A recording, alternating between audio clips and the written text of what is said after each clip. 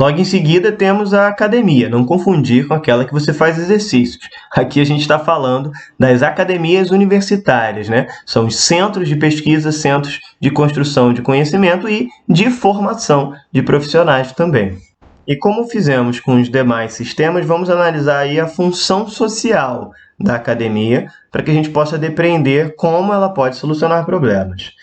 Primeiramente, a gente precisa entender que a academia é um centro de produção de conhecimento. Talvez o objetivo maior seja produzir novas tecnologias, novas ciências, né? Novos pensamentos sobre o mundo e sobre a sociedade. Logo depois, você tem como uma segunda função a reprodução desse conhecimento, muitas vezes por meio do magistério, quando você tem a prática docente, né? O professor que desempenha pesquisa, que constrói conhecimentos, ele pode passar esses conhecimentos para uma turma de alunos. Por fim, a gente tem aí a função de divulgação de conhecimento, que é quando você usa determinados gêneros acadêmicos no intuito de difundir aquele conhecimento produzido dentro daquela instituição acadêmica.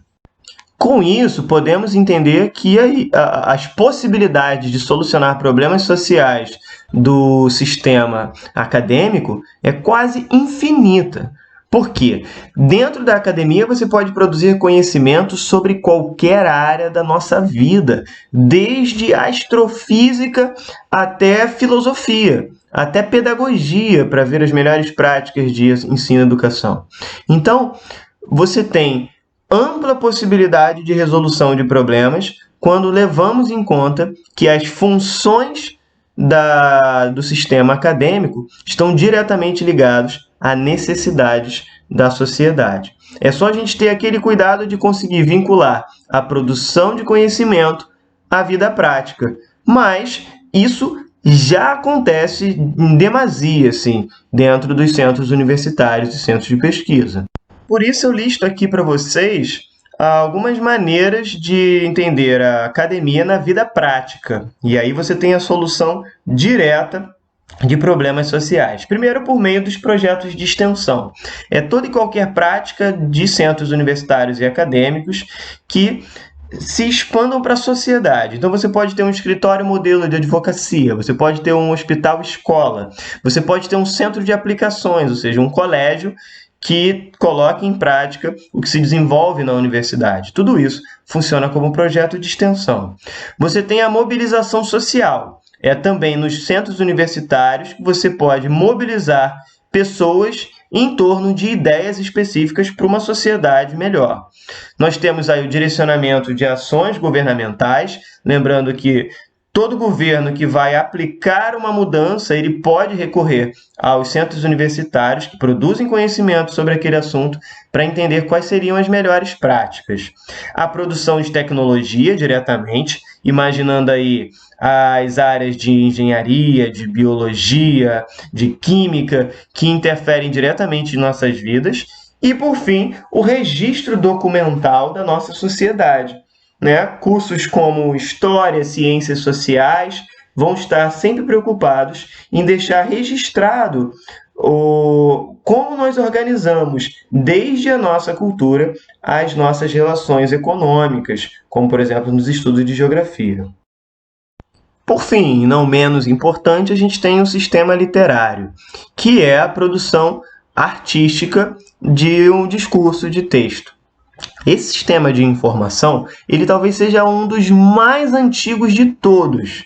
Lembrando que as primeiras informações eram sempre disseminadas por meio de histórias ou de canções, que estão no plano da literatura. Então a literatura se torna muito ampla, talvez o mais amplo de todos os sistemas e o mais difícil de delimitar as suas fronteiras. Mas dá para a gente analisar aqui algumas funções sociais que vão nos permitir entender também como ela pode, ou ele pode, solucionar problemas.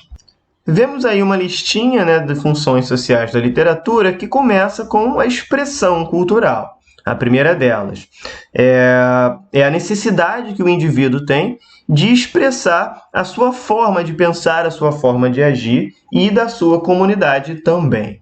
Logo em seguida vem a crítica social, que é o poder da literatura de olhar, analisar a sociedade e apontar os seus defeitos, as suas dificuldades.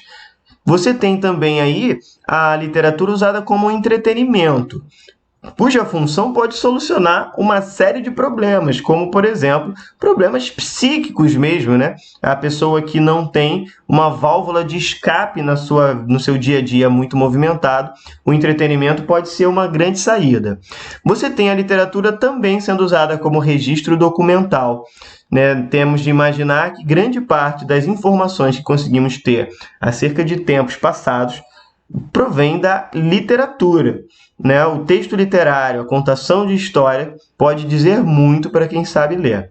E, por fim, a reflexão humanística. A gente entende aqui por reflexão humanística a possibilidade do indivíduo questionar a si mesmo e encontrar soluções psíquicas para si e para a maneira como você se relaciona ou como ele se relaciona com o resto do mundo. E como a gente pôde ver, então, dentro dessas inúmeras funções sociais que pode adquirir o sistema literário, a gente encontra inúmeros problemas que podem ser resolvidos também. Desde possibilidade de você se entender consigo mesmo, até por meio de críticas sociais, uma adequação da comunidade às necessidades que são criadas, necessidades essas que podem ser muito dinâmicas e a literatura pode ajudá-las a se compreender.